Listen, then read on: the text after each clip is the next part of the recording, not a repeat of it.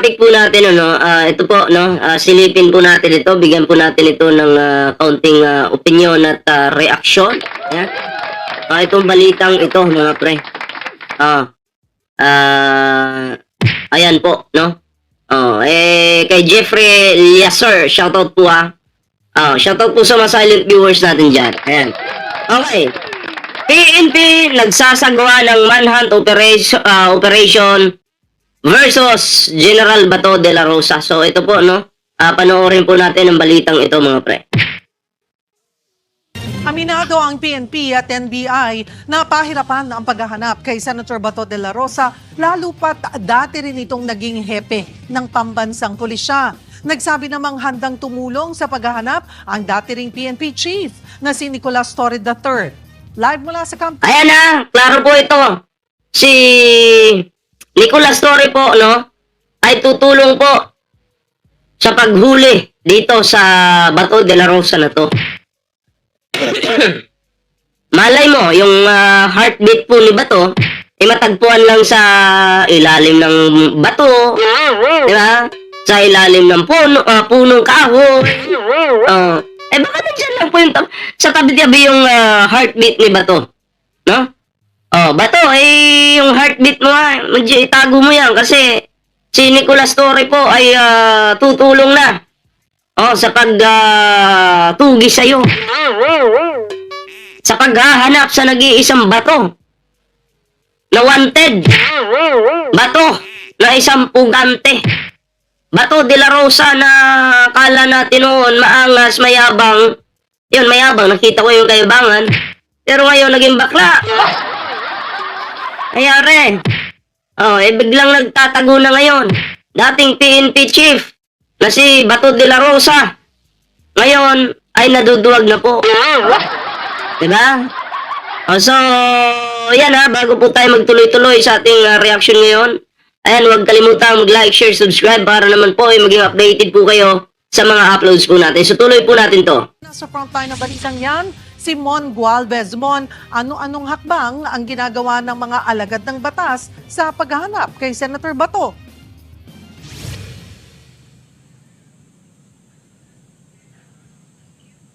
Cheryl, wala na raw sinasayang na oras ang Philippine National Police o PNP para arestuhin si Senador Ronald Bato de la Rosa. Kasunod nga ito ng utos ng Department of Justice o DOJ na ipatupad na ang arrest warrant mula sa International Criminal Court laban sa senador. Kumikilos na ang tracker teams ng Philippine National Police o PNP para hanapin si Senator Bato de la Rosa. Ito ang kinumpirma mismo ni PNP Chief General Jose Melencio Nartates Jr. Pero aminado ang hepe, mas maigi kung sumuko na lamang si Bato. Di hamak na makatitipid daw ang PNP sa pondong kakailanganin para sa manhunt operations. Para sa akin mga pre, no, mas pabor po ako na itong si Bato sumuko na lang para yung resources po ng ating gobyerno o Philippine National Police hindi na po masayang. Tulad ng, siyempre dapat may budget yan, di ba? Ano po yung gagamitin doon sa budget? Yung mga gasolina. Lahat-lahat na po nandyan na, di ba? Mas maganda po, sumuko ka na. Bato de la Rosa, taong bayan na po yung nananawagan na ikaw ay wag na magpasaway. No? Sumuko ka na lang para naman si Digong maging kapitbahay mo na sa Hague. Di ba? Kasi masama ngayon ang loob ni Pulong dahil ikaw ay tumakas. Unfair naman po sa tatay ni Pulong nakakulong sa Hague, tapos ikaw, nakasabwat niya, paghala-gala pa ngayon. Hindi po katanggap-tanggap yan. Diba? Shoutout kay paring Marge Marasigan TV Ayan, magandang gabi. Bato, sumuko ka na para matapos na yung problema. Kasi isa ka sa problema. Isa ka sa salot sa Pilipinas. Yun na nga, no? Para naman si Digong, yung kanyang sama ng loob, mabawas-bawasan. Diba? Samahan mo na siya sa Hague. Si Basti, galit na ngayon. Bakit ka tumakas? Baka napasabi si Basti ngayon, lintik. Basti at Pulong, baka napasabi, lintik.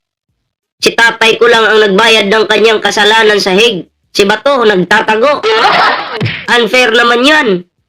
Diba? So, Bato, Mag-isip-isip ka na. Siguro, hindi naman putik yung laman ng bungo mo. Sumuko ka na. Ha? Perwisyo kang Bato de la Rosa ka, wala kang silbi. Bagay na alam naman daw ni De La Rosa na naging PNP chief din noon. Imagine yung paggastos natin, utilize the resources in the conduct of manhunt, in the implementation of warrant of arrest, and other police operation to implement that. It involves a lot of resources. Bagamat wala pa namang natatanggap na anumang surrender feelers, tiniyak ni Nartates na pwede raw ituloy ni De La Rosa ang lumutang noon na plano nitong pagpapasailalim sa protective custody ng PNP. Seeking protective custody is meaning that is surrender, Odi. Kung by all peaceful means he will surrender, yield himself, di mas maganda. Okay? Para mag-concentrate tayo sa iba pang wanted person. Pinangungunahan Diba? Para hindi na mahirapan pa yung Philippine National Police, Bato de la Rosa, no? Kasi, ang ending rin naman yan, mahuhuli ka rin, maniwala ka sa akin. Mahuhuli ka rin. So, bakit mo pa patatagalin? Hindi kasi solusyon yung pagtaka sa iyong krimeng ginawa noon. Dapat mong harapin yan. No, anong yabang-yabang mo, duwag ka pala. Malalaman-laman namin, ikaw duwag, isa kang dakilang duwag. Kaya, di ba? So, kung ako po sa'yo, di ba? Isuko mo na yung dugyot mong sarili. Suko mo na. Akong baba ka na lang. Tuloy po natin. ng CIDG Directorate for Intelligence ang pagsisilbi ng arrest warrant laban kay De La Rosa. Sa ngayon, maingat ang CIDG sa mga inilalabas na impormasyong patungkol sa posibleng kinaroroonan ng senador. We must remember na dati siyang Baka, saan ba si Bato ngayon? Ano sa tingin niyo mga pre? Sa tingin, nasan kaya si Bato? Baka nasa ilalim ng lupa. Alam mo Bato, kahit sa ilalim ka pa ng lupa magtago, pag si General Torre yung naghanap sa'yo, yung heartbeat mo, matatagpuan pa rin yan. Makikita yung heartbeat mo. Diba? Hindi heartbeat ng palaka yung makikita. Yung heartbeat mo talaga. PNP officer. So, I'm sure minutes or even now nanonood siya ng anong ito. Okay. And from my expression, body language, and the way I answer, ano niya po yun, i-interpret niya yun. Understood. He is a good intelligence officer. Nakahanda rin daw tumulong sa pag-aresto si MMDA General Manager Nicolas Torre III na dati ring hepe ng PNP. Ito na. Tutulong na po si General Torre. Mga DDS, pumila kayo mga DDS. Sabihin nyo, dadaan muna kayo sa akin bago nyo makuha si Bato. Subukan nyo nga. Sige, try nyo. Puro kayo kaululan, kayabangan. Pagtatadyakan ko nga lang kayo. Mga bobo kayo. Wala kayong mga bilang at wala kayong mga silbi. Sabi nung huhulihin po si Digong at si Kibuloy, sabi ng mga tangan DDS na mga papangit, na mga patay gutom, na mga hindot, na mga kantutero ng puno ng saging, sabi nila, dadaan muna kayo sa amin. Dadaan na kang dugo. Utang inasan yung dugo. Naniniwala pa ako yung kabaklaan nyo dumanak. Nung hinuli yung inyong amo, yung inyong kabaklaan ay dumanak. Naging bakla. Ay bakit? Barbie supporter po sila. Sino yung leader nila? Si Baste. Tandaan nyo, nung si Kibuloy hinuhuli po, wala si Basti doon. Dahil takot po si Baste Duterte kay General Torre. Diba? Takot po yan. Kaya sasabihin nyo, dadaan muna kayo sa amin bago nyo makuha ang tatay namin. Bago nyo makuha si Pastor. Siguro, ngayon, hindi nyo na masasabi yan. Diba? Dahil noon sinabi nyo yan, sa panahon ng paghuli kay Kibuloy at Digong, hindi nyo naman ginawa. Mabunganga lang kayo. Diyan lang kayo magaling sa bunganga. Pero pag harap-harapan na, wala. Ha? Nakakahiya kayo.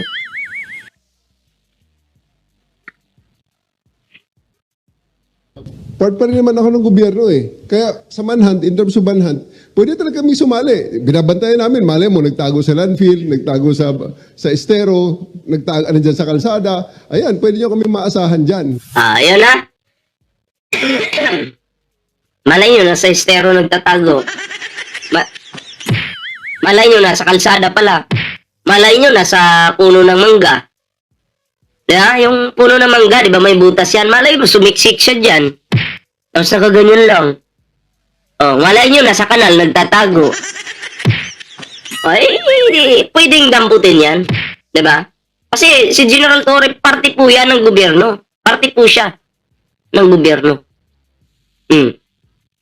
Nagsasagawa na rin ng manhunt operation ang National Bureau of Investigation. Ayon kay NBI Director Melvin Matibag, may binuo na silang team na nakatutok lamang sa paghahanap kay Senator Bato. There's no Eh, paano naman po pag nahanap namin si Bato? Paano naman po yun? Mag-ituturo namin. Wag na si Sabongero. Sino nga yun? Atong ang hirap hanapin nun. Malalim yung pinagtataguan nun. Kahit heartbeat nun, hindi natin mararamdaman. Eh, si Bato, kaya po nating hanapin yan. Malay nyo, nandyan lang sa kapitbahay pala natin. Eh, di tuturo ko agad. Hello? Ano ito po si Bato de la Rosa? Nagtatago lang.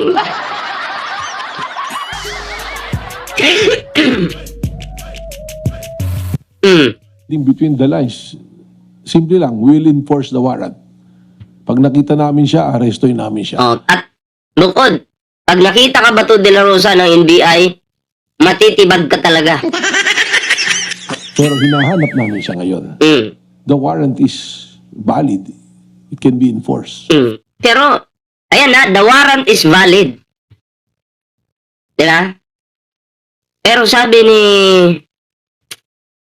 nung isa, sino ngayon, yung si John Beck Remulla, wala naman daw pong warrant. Diba? Sinungaling itong si Remulla eh. Oh, halatang halata po yung kanyang pinaglilingkuran ay mga Duterte. Alam mo, John Beck, hindi, ipatupad mo dapat, no? Or dapat malaman din ng taong bayan kung ano yung katotohanan. Hindi mo na kailangan pagtakpan yung mga yan. Napapaghalataan tuloy. Diba? Sabi mo walang warrant. Oh. Ngayon pala may warrant. Eh, kinain mo yung sarili mong tae. Base raw sa record ng Bureau of Immigration, hindi pa rin nakakalabas ng bansa ang senador. Pero hindi nagpapakampante si Matibag dahil napakaraming exit at entry points ng bansa. Iginit naman ni Matibag na hindi raw maaaring magsilbi ng warrant of arrest ang isang legal counsel Ay, shoutout kay Rafi Galvez sa kanilang kliyente. Hindi ko alam kung saan nanggaling yung idea na ibigay mo sa abogado at siya magsiserve. Ay, bobo, ito si Bundok. Yung pagmumukha niya na mukhang tubol. Diba, dapat po dito madisbar na. Ang pangit po nakakahiya na merong mga ganitong abogado na ini-interview pa, akala natin professional mag-isip. Yung pala yung mga sasabihin, kabubuhan lang. Diba? Basta mga lawyer po ng mga DDS talaga, mga kain tae talaga yan. Diba? Eh, si Bundok pa yung in-interview. Naku po, ang daming magagaling na lawyer dyan. Oh. Itong tanga pa na to yung inyong in-interview, nakakahiya. Diba? Sa bagay, okay na rin yun. Na-expose yung kanyang kabubuan at katangahan. Kahit alam na natin. Diba? Na inutil talaga to si Bundok. Tingnan yung pagmumukha. Alam nyo, kung ako magkakakaso, maghanap ako ng lawyer, magpaw na lang po ako. Sa totoo lang. Kumpara dito na kay Bundok na to, na putang inang kabubuhan yan. Bobo yan eh. Yeah? Bobo po yan. Walang utak yan. Tapanga-tanga yan. Saan ka makakita nun? Ikaw lawyer ka ni Bato. Tapos ikaw yung magsiserve ng warrant kay Bato. Diba, bobo?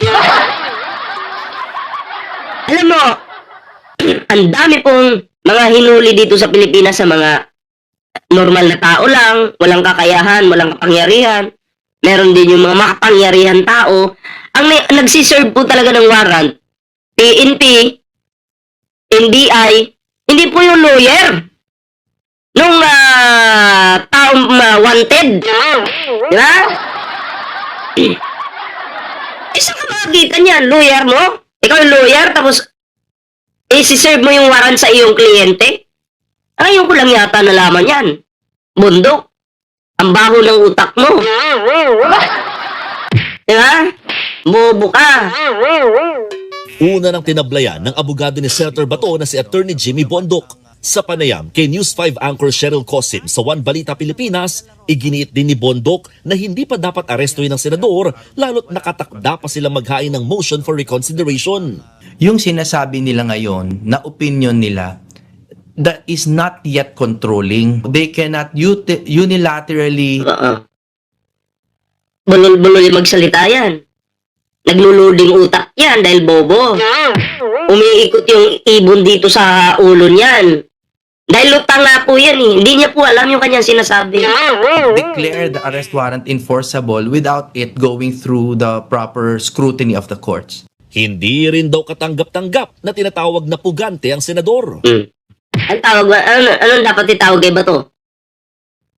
Mag-type nga kayo dyan. I-type nyo nga ito dyan sa comment section. Jimmy Bundok Bobo, Bato de la Rosa Pugante. Sige, type nyo. Hindi ko tanggap-tanggap, ulul ka. Ulul ka, bobo ka. Ha? Baka sa'yo, hindi ka tanggap-tanggap. Eh sa amin, okay lang. M. Suzuki, shoutout po ha. Hindi ko tanggap-tanggap. Bobo. Paano po magiging fugitive kung walang kaso? Therefore, pagdating po sa harboring or aiding, abetting, obstruction of justice, no? Paano po malalabag din yon kung wala ngang nilalabag pa yung principal? So, there are no laws being broken here. Bagamat hindi nila kinukumpirma kung nasan mismo si Bato, masama raw ang loob nila na mismong taga-Pilipinas pa ang nag-a-apply ng Interpol Red Notice laban sa senador.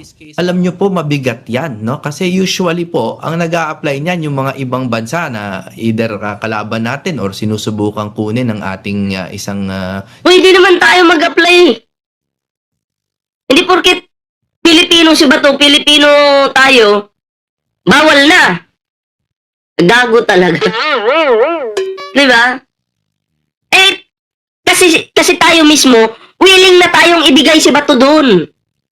Sa ibang bansa. Willing na tayong ibigay si Bato doon. Diba? Oh. Pero kung si Bato, halimbawa lang, maganda yung ginawa ni Bato sa Pilipinas,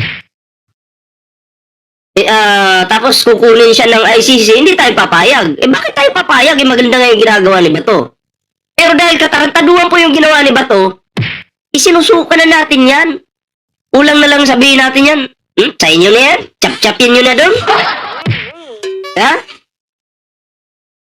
So yun po, tayo po ang sigaw natin sa inyo na si Bato. citizen, no? Sa huli, muling iginiit ng Kampi de la Rosa na mas maiging litisin na lamang siya rito sa bansa kaysa sa ICC na kinalasan na ng Pilipinas.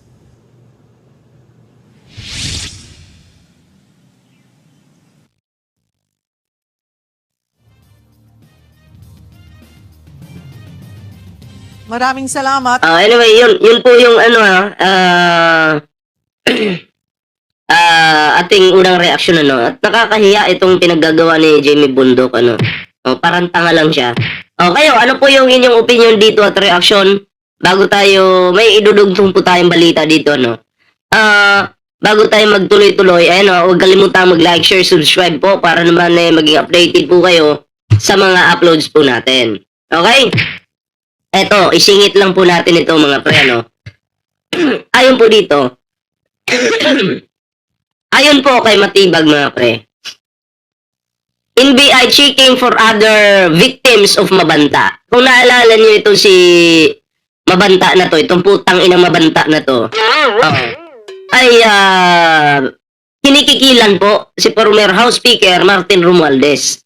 At ayon po sa NBI mga pre, marami din po itong mga kinikikilan na mga nasa gobyerno po, na mga tinatakot.